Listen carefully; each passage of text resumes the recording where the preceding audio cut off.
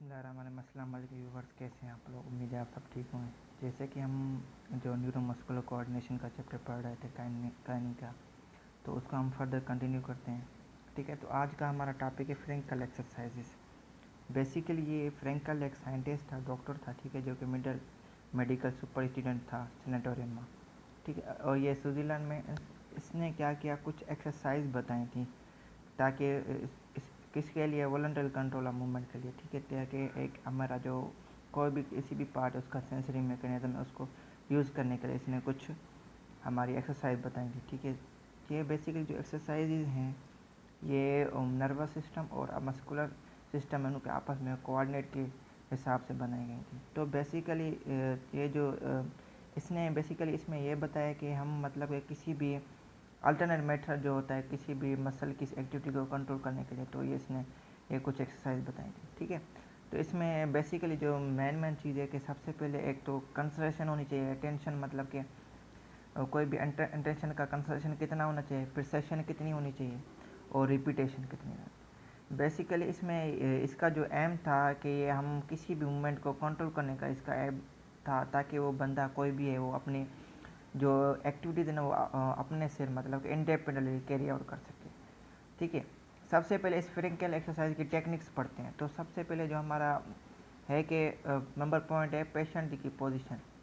अब सबसे पहले पेशेंट की पोजीशन बहुत मैटर करती है कि उसके जो क्लॉथेस मतलब कि कैसे उसने पहने हुए हैं। ठीक है, तो ज़्यादा टाइट नहीं होना चाहिए, अगर टाइट होंगे तो फिर हमारी जो एक्सरसाइज होगी वो रजिस्ट हो जाएगी। ठीक है, इसके अलावा एक्सरसाइज के बारे में एक एक्सप्लेनेशन और डिमार्सेशन देनी चाहिए पेशेंट को, ताकि वो मतलब उसको एक क्लियर मेंटल पिक्चर देनी चाहिए, ताकि वो अपनी जो है अटेंड कर सके और फिर वो उसको पता चल सके कि उसने कैसे मतलब कि परफॉर्म करनी है।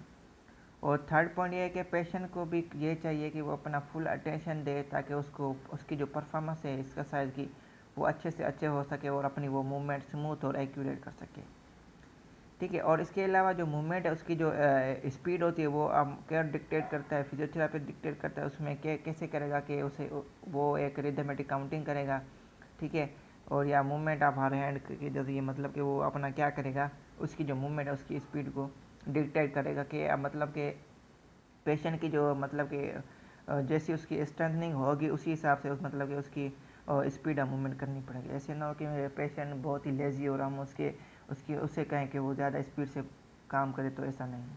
ठीक है, उसके बाद पाँचवा पॉइंट है कि उसकी जो रेंज ऑफ मूवमेंट है वो उसको हम इंडिकेट कैसे करेंगे, क्योंकि हमने क्या करना होगा, कोई भी हमारा या फुट या हैंड पे उसने क्या करना होगा कि उसका एक स्पॉट बना लेंगे। ठीक है, अब 6 पॉइंट में मतलब कि जो एक्सरसाइज जो हमारे एक फिजियोथेरापिस्ट बताएगा, फिर उसको क्या करना रिपीटेडली मतलब कि कराएंगे, ताकि वो अपनी जो एक्सरसाइज वो उसकी अपनी परफेक्ट हो सके। ठीक है, और उसकी स्मूथ हो सके। और जब भी मतलब कि एक्सरसाइज करने के बाद वो अब जब वही हमारा जो पेशेंट है वो उस थक जाएगा, ठीक है, वो टायर्ड हो जाएगा, तो उसे कोई रेस्टिंग पीरियड देना चाहिए, ताकि फिर वो अपनी एनर्जी रीगेन कर सके, तो फिर दोबारा से अपनी एक्सरसाइज परफॉर्म कर सके।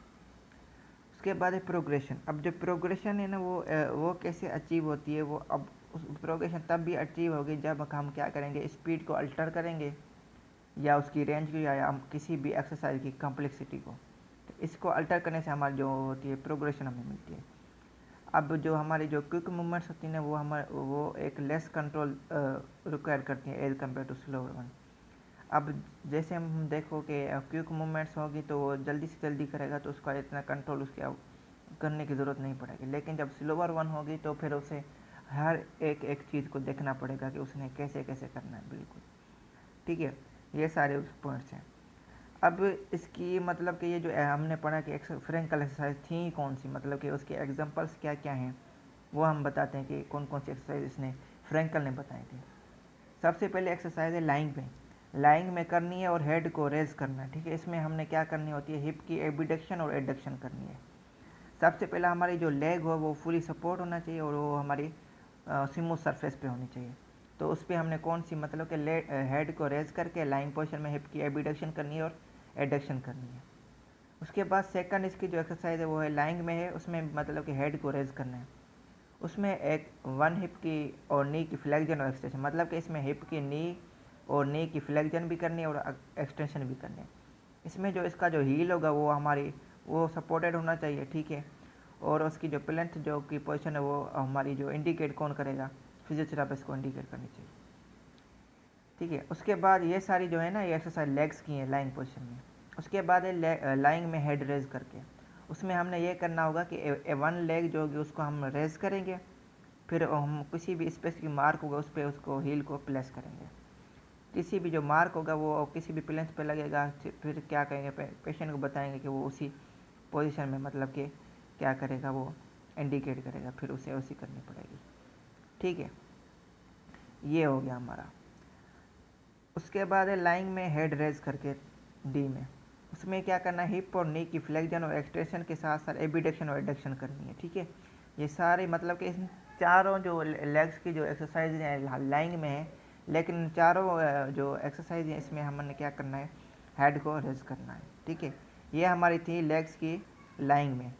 अब है लेग्स की सिटिंग में। सिटिंग में सबसे पहले सिटिंग में एक तो वन लेग स्ट्रेचिंग, एक लेग को हम स्ट्रेच करेंगे, फिर उसको क्या करेंगे कि वो एक स्लाइड करे अपनी हील को एक पोजीशन पे जो कि फ्लोर पे मार्क हुई पड़ी होगी। सेकंड जो है सिटिंग में हमने क्या करना है कि अल्टरनेट जो लेग है स्ट्रेच करेंगे और उसको लिफ्ट करेंगे और अपनी जो हील है उसको प्लेस करेंगे इस कौन से स्पेसिफिक मार्क पे। उसके बाद स्ट्राइड सिटिंग। स्ट्राइड सिटिंग में हमने क्या करना है, change to standing then sit down, मतलब कि पहले हमने मतलब कि फिर क्या होना कि बैठा हुआ होगा तो उसको स्टैंडिंग में आ जाएगा और फिर उसको क्या करेंगे, उससे कहेंगे कि वो फिर बैठ जाएगा। उसके बाद ये हमारी थी हमारी सिटिंग में। उसके बाद है लेग्स की हमारी एक्सरसाइज लेग्स की स्टैंडिंग में। स्टैंडिंग में हमारे सबसे पहले स्ट्राइड स्टैंडिंग, इसमें हमने क्या करना, वेट होता है 1 फुट से लेकर हम दूसरे फुट पे ट्रांसफ़र करना है। उसके बाद स्ट्राइड स्टैंडिंग। स्ट्राइड स्टैंडिंग में क्या करना है कि हमने साइड बाय प्लेस करना है फीट को, मतलब कि साइड बाय साइड हमने क्या करना है, मूव करना है। उसके बाद स्टैंडिंग में कि walking place feet on marks, मतलब कि हमने फ्लोर पे मार्क्स लगाने हैं उस पर, उसको कहें पेशेंट को कहेंगे कि वो करेगा, वॉक करेगा। उसके बाद स्टैंडिंग में हमने टर्न राउंड, मतलब कि राउंड उसको कहेंगे कि वो टर्न करेगा। उसके बाद है कि स्टैंडिंग में हमने क्या करना है, उसको कहेंगे कि वॉक करेगा और हमने क्या करेगा, वो अपनी जो डायरेक्शन है उसके कहेंगे कि उसे चेंज करें। उसके बाद है हमारी आर्म्स की एक्सरसाइज। आर्म की एक्सरसाइज में सबसे पहले सिटिंग में ये है कि हमने एक आर्म को सपोर्ट देना है टेबल पे। सबसे पहले शोल्डर की फ्लेक्जन या एक्सटेंशन करनी है, उसके बाद हमने स्पेसिफिक मार्क पे उस हैंड को प्लेस करना है। उसके बाद सिटिंग में हमने क्या करना है, एक आर्म की स्ट्रेचिंग करके, ठीक है, फिर उसे एक जो थ्रेड होगा तो उसको रखना है, ठीक है, रिंग में। उसके अलावा सिटिंग में हमने क्या करना है कि कोई भी जो ऑब्जेक्ट होगा उसको पिक करेंगे और उसे क्या करने, पुल डाउन करेंगे उसे स्पेसिफिक मार्क पे। ये हमारी थी हमारी फ्रेंकल एक्सरसाइज। ये सारी मतलब कि फिर लाइंग में पढ़ी, फिर हमने सिटिंग में पढ़ी, फिर हमने स्टैंडिंग में पढ़ी। ये सारी हमारी क्या थी, लेग्स की पहले ऊपर पढ़ी और हमने बाद में जो पढ़ी सिटिंग में आर्म्स की भी पढ़ी।